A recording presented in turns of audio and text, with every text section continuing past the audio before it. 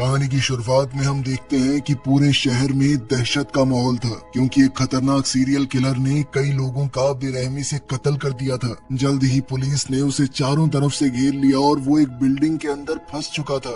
जैसे ही officers building के अंदर घुसे, वो किलर तुरंत बालकनी की तरफ भागा। फिर अपनी जान बचाने के लिए उसने बालकनी से सीधा सड़क पर छलांग लगा दी और पुलिस को चकमा देकर भागने की कोशिश करने लगा। पर तभी उसकी नजर सड़क पर खड़े एक अजीब से लड़के पर पड़ी। उस लड़के के हाथ में एक तीर कमान था और उसका नाम है आर्चर। किलर कुछ समझ पाता उससे पहले ही आर्चर ने बिजली की रफ्तार से एक तीर छोड़ दिया। वो तीर सीधा जाकर किलर की गर्दन में जा घुसा और अगले ही पल वो जमीन पर गिर पड़ा। लेकिन असली हैरानी की बात उसके बाद सामने आई। आर्चर ने बड़े आराम से उसकी गर्दन से तीर बाहर निकाला और जैसे ही तीर बाहर निकला, मरा हुआ किलर दोबारा जिंदा होने लगा। ये देखकर आर्चर बिल्कुल भी हैरान नहीं हुआ। उल्टा वो मुस्कुराया और उस किलर से कहा, कांग्रेचुलेशंस, तुम्हें चुन लिया गया है। इतना कहकर वो बिना कुछ समझाए वहाँ से चला गया। कुछ ही देर बाद पुलिस ऑफिसर्स दोबारा उस जगह पर पहुँच गए। उनके पहुँचते ही वो किलर खुद खड़ा हो गया और बिना कुछ कहे पुलिस के सामने सरेंडर कर दिया। सबसे अजीब बात ये थी कि उसके अंदर एक अलग ही तरह की ताकत जाग चुकी थी। अब वो पानी को अपनी मर्जी से कंट्रोल कर सकता था। खैर, पुलिस वाले उसे गिरफ्तार करके स्टेशन ले गए और इंटेरोगेशन सेल में उससे पूछताछ शुरू कर दी। लेकिन ये पूछताछ ज्यादा देर तक चल नहीं पाई। धीरे धीरे पूरा पुलिस स्टेशन पानी से भरने लगा। शुरू में किसी को समझ ही नहीं आया कि ये सब हो क्या रहा है, लेकिन अगले ही पल वो पानी अपना रूप बदलने लगा। वो पानी गोलियों की तरह तेज रफ्तार से पुलिस ऑफिसर्स पर टूट पड़ा। किसी को संभलने का मौका तक नहीं मिला। एक एक करके सारे ऑफिसर्स उस खतरनाक हमले का शिकार होते चले गए। कुछ ही पलों में पूरा पुलिस स्टेशन लाशों से भर चुका था। आखिर में जब वहाँ मौजूद आखिरी इंसान भी मर गया, तो वो किलर अचानक से पानी जैसी एक एनर्जी में बदल गया और देखते ही देखते हवा में गायब हो गया। अपने पीछे वो सिर्फ बर्बादी और मौत छोड़ कर गया था। खैर, इसके बाद हम एक नए लड़के को देखते हैं जिसका नाम कोइची था। कोइची अभी अभी शहर में शिफ्ट हुआ था और आज उसके नए स्कूल का पहला दिन है। इसी वजह से वो काफी खुश और उत्साहित था। वो अपनी नई साइकिल पर स्कूल की तरफ निकल पड़ा, लेकिन रास्ते में कुछ शैतान स्टूडेंट्स ने उसका रास्ता रोक लिया। वो उसे परेशान करने ही वाले थे कि तभी उसकी नजर एक दूसरे लड़के पर पड़ी। अब उन्होंने कोइची को छोड़कर उस लड़के को तंग करना शुरू कर दिया। हैरानी की बात ये थी कि वो लड़का बिल्कुल शांत रहा। गुस्सा करने की बजाय उसने उनसे माफी मांगी और चुपचाप वहाँ से जाने लगा। ये देखकर उन लड़कों में से एक ने उसका रास्ता रोक लिया और मजाक उड़ाते हुए कहा कि इतनी आसानी से भाग जाएगा। फिर वो लोग उसके हेयर स्टाइल का मजाक उड़ाने लगे। बस यही वो बात थी जिसने उस लड़के का गुस्सा भड़का दिया। अगले ही पल उसके आसपास का पूरा माहौल अजीब सी पर्पल रोशनी से भर गया और अगले ही पल लड़के के हाथ लगाए बिना ही वो दोनों शैतान स्टूडेंट्स हवा में उछलकर दूर जा गिरे। उन्हें ऐसी चोट लगी मानो किसी अनजान ताकत ने उनके ऊपर हमला कर दिया हो। सबसे डरावनी बात ये थी कि वो लड़का उनसे काफी दूर खड़ा था। उसने उन्हें छुआ तक नहीं। वहीं दूर खड़ा कोइची ये पूरा मंजर अपनी आंखों से देख रहा था, लेकिन उसे बिल्कुल समझ नहीं आ रहा था कि आखिर उसने अभी देखा क्या। उधर वो लड़का उन दोनों के पास गया और चेतावनी देते हुए कहा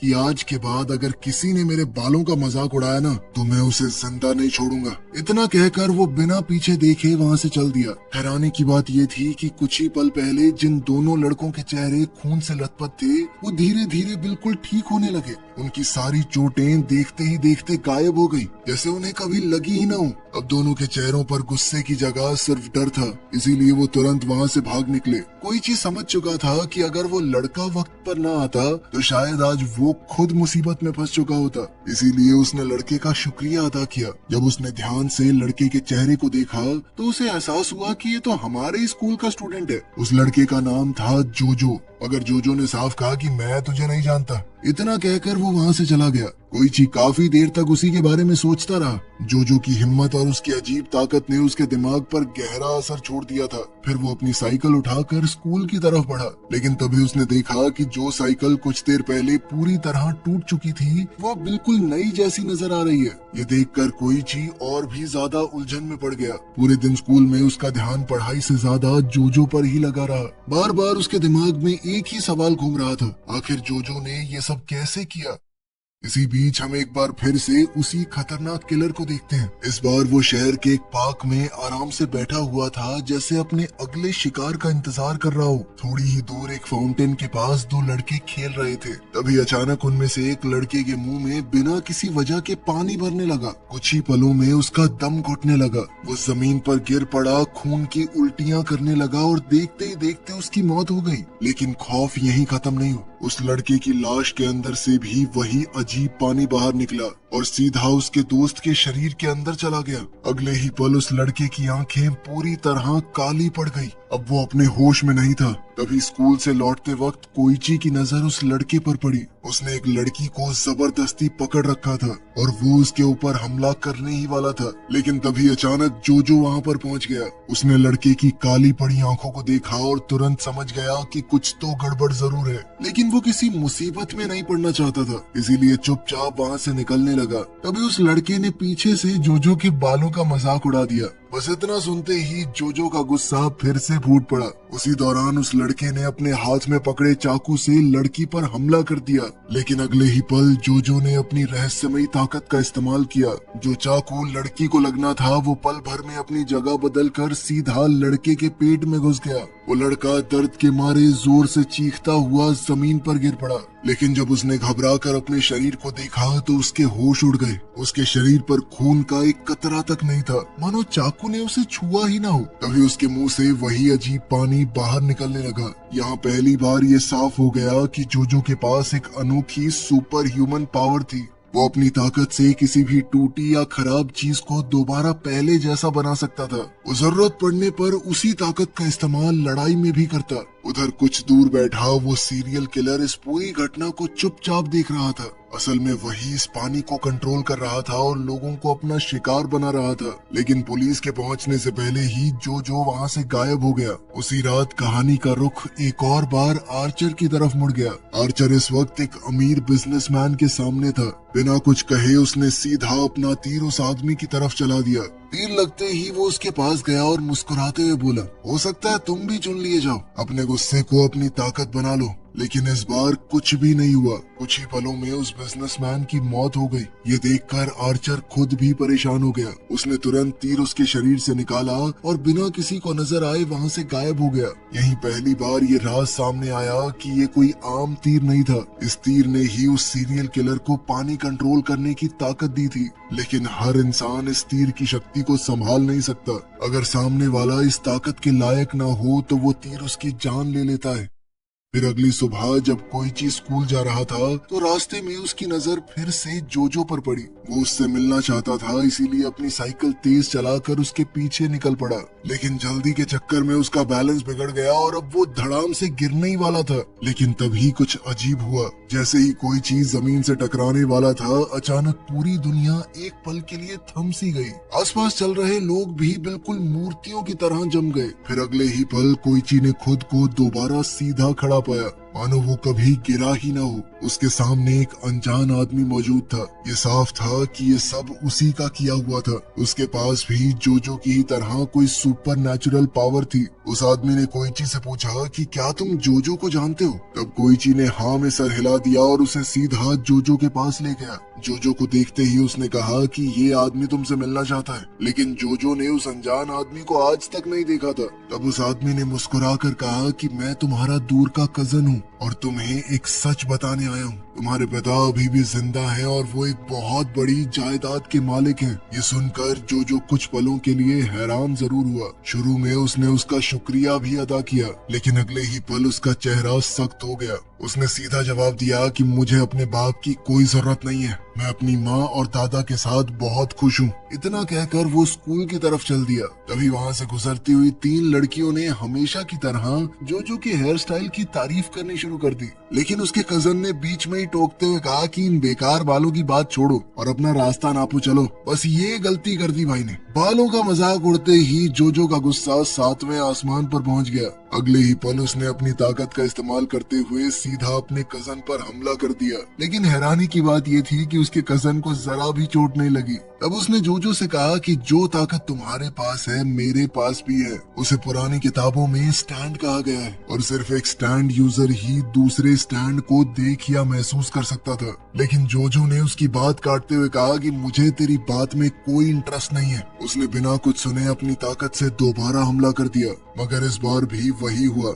एक पल के लिए वक्त फिर से रुक गया और जब वक्त दोबारा चलने लगा तो जोजो ने महसूस किया कि उसके कजन का मुक्का पहले ही उसके पीछे से आकर उस पर लग चुका है। और अब ये बात बिल्कुल साफ हो गई थी कि जोजो का कजन अपनी ताकत से वक्त को रोक सकता है और इसी वजह से उसकी ताकत जोजो से ज्यादा है। फिलहाल तो वो हर एक हमले में जोजो पर भारी पड़ रहा था। जोजो ने समझ लिया कि इससे लड़ना तो बेकार है। बेवजह लड़ाई बढ़ाने की बजाय उसने अपनी हार मान ली और वहाँ से निकलते हुए सिर्फ इतना कहा कि शहर में एक पानी की ताकत वाला आदमी भी मौजूद है जो कि एक खतरनाक सीरियल किलर भी है। ये बात सुनकर उसका कजन बहुत सीरियस हो गया। वो जानता था कि अगर उस किलर का सामना किसी से होना है तो जोजो उसका पहला निशाना बनेगा और फिलहाल उसे बचाने वाला सिर्फ वही था। उसने हिसाब लगाया कि पानी वाली ताकत का मालिक पानी के पास रहकर ही अपनी पूरी ताकत दिखा सकता है। लेकिन उसी वक्त जब उसने आसमान की तरफ देखा तो काले बादल छा चुके थे। उसे अंदाजा हो गया कि कुछ ही देर में बहुत तेज बारिश होने वाली है और अगर बारिश हो गई तो उस किलर को पानी की जरा सी भी कमी नहीं रहेगी।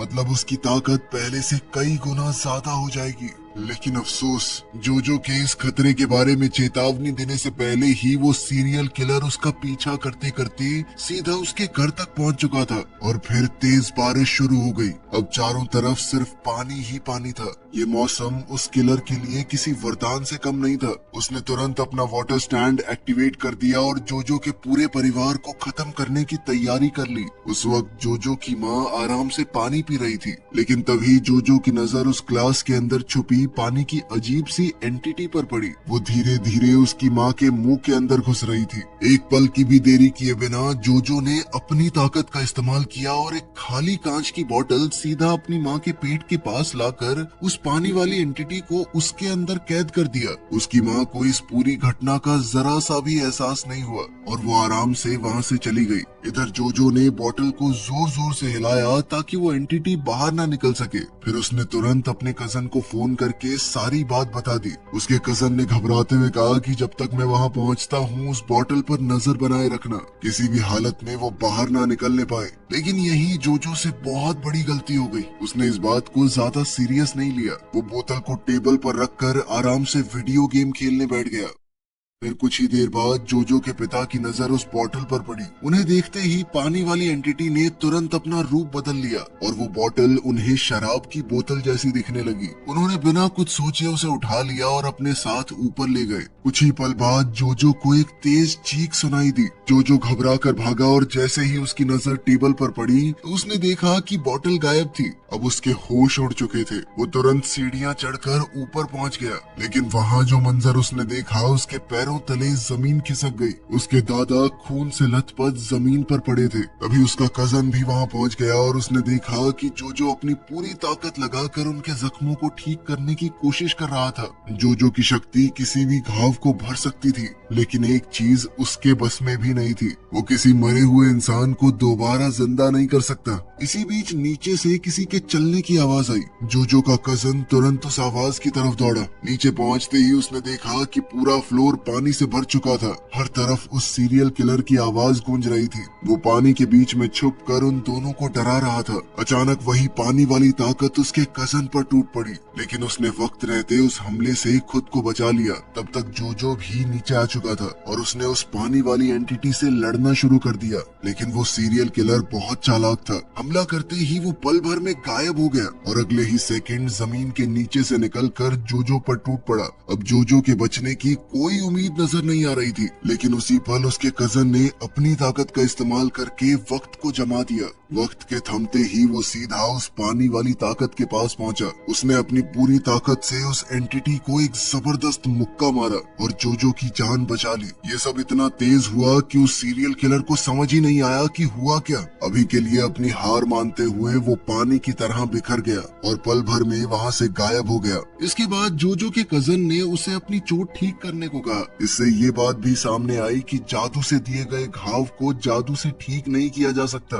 तभी दोनों की नजर किचन में रखी केटल से उठती भाप पर पड़ी। भाप को देखते ही वो समझ गए कि पानी की ताकत ने अपना रूप बदल लिया है और अब वो सीरियल किलर धीरे धीरे उनके पूरे घर में फैल रहा था। ये देखते ही जोजो तुरंत दीवार तोड़कर दूसरे कमरे में घुस गया ताकि उसे पकड़ सके, लेकिन असल में ये सब कुछ उस सीरियल किलर का बिछाया हुआ जाल था। जैसे ही जोजो आगे बढ़ा, पानी की ताकत ने अचानक उस पर हमला कर दिया और सीधा उसके मुंह के अंदर घुस गई। बाहर खड़ा सीरियल किलर ये सब महसूस करके मुस्कुरा उठा। उसे लगा कि इस बार उसकी जीत पक्की है, लेकिन जोजो ने बिल्कुल सही वक्त पर अपनी ताकत खुद पर ही इस्तेमाल कर दी। अगले ही पल उसने अपने पेट के अंदर से एक रबड़ ग्लव बाहर निकाला। दरअसल जोजो ने पहले ही उस रबड़ ग्लव को फाड़ कर निगल लिया था और फिर अपनी ताकत की मदद से पेट के अंदर उसको दोबारा से जोड़ दिया। जब उसने ग्लव को जोड़ा तो वो पानी वाली ताकत भी उसके अंदर ही फंस गई। तभी बाहर से किसी की आवाज सुनाई दी और आवाज को सुनते ही वो तुरंत घर से बाहर निकले।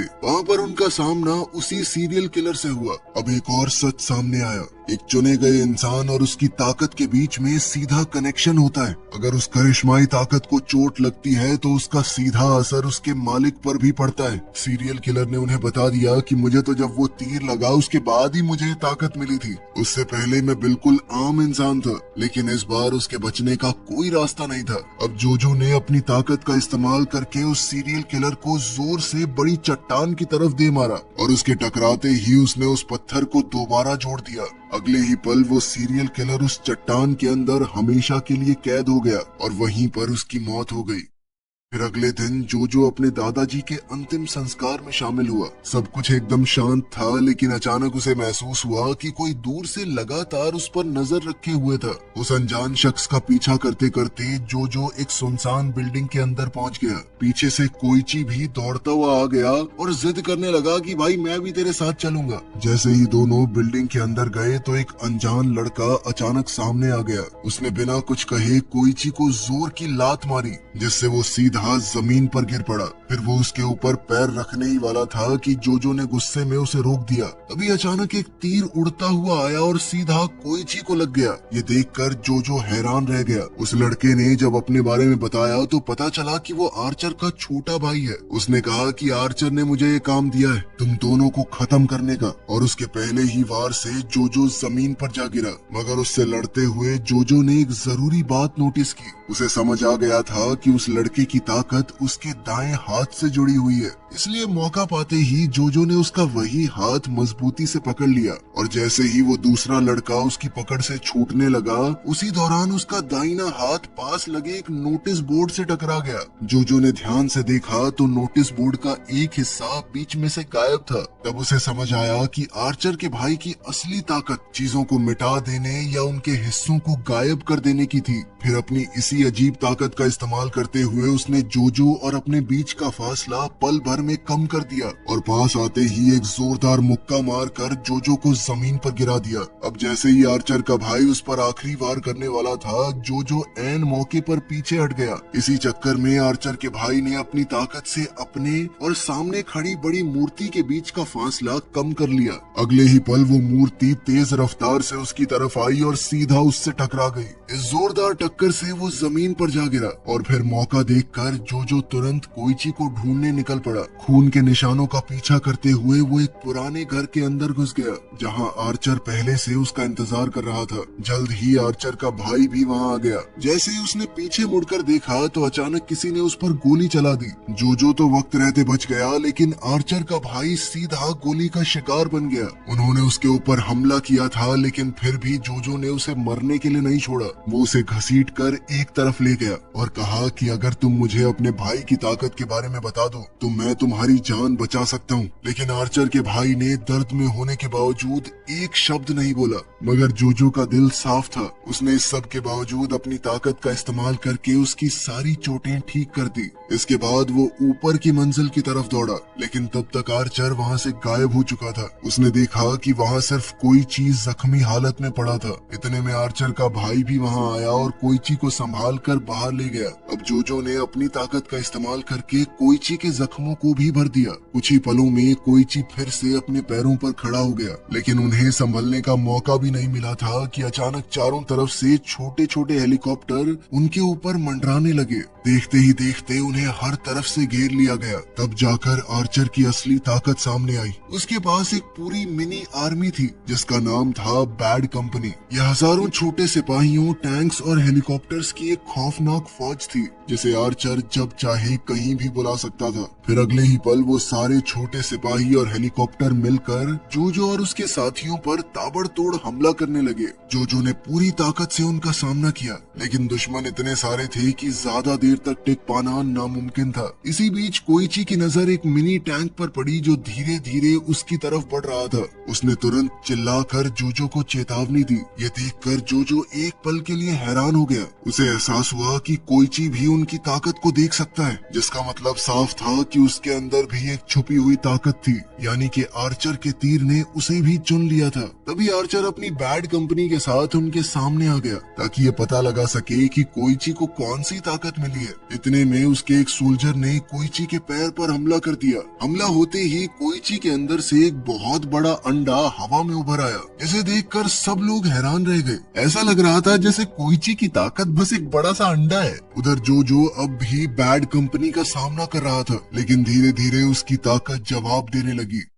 अब आर्चर ने अपनी पूरी फौज को हुक्म दिया कि जोजो को खत्म कर दो। ये सुनकर कोइची घबरा गया और जोर से बोला कि रुको, ऐसा मत करो। लेकिन आर्चर ने मुस्कुराते हुए कहा कि मेरी आर्मी को मैंने एक बार जो कह दिया वो उस काम को करके ही दम लेती है। मगर जोजो ने अपनी ताकत से किसी तरह उन मिसाइल्स को रोक दिया, लेकिन अब उसके पास लड़ने की ताकत लगभग खत्म हो चुकी थी। इसी बीच कोइची भी हिम्मत नहीं हारा। अचानक उस बड़े अंडे के अंदर से एक छोटा सा अजीब जीव बाहर निकला। वो हवा में एक मुक्का मारते ही सीधा जमीन पर गिर पड़ा। उसे देखकर तो आर्चर और भी जोर जोर से हंसने लगा। उसे लग रहा था कि कोइची को दुनिया की सबसे बेकार ताकत मिली है और अब वो उसे खत्म करने के लिए आगे बढ़ा। लेकिन इसी दौरान जोजो ने चुपके से अपनी ताकत का इस्तेमाल किया और उसने अभी अभी दागी गई मिसाइल्स को दोबारा जोड़ दिया। अब उसने मिसाइल्स का रुख सीधा आर्चर की तरफ मोड़ दिया। ये देखकर आर्चर ने अपनी फौज से कहा कि इन मिसाइलों को अभी के लिए रोक दो, लेकिन अब बहुत देर हो चुकी थी।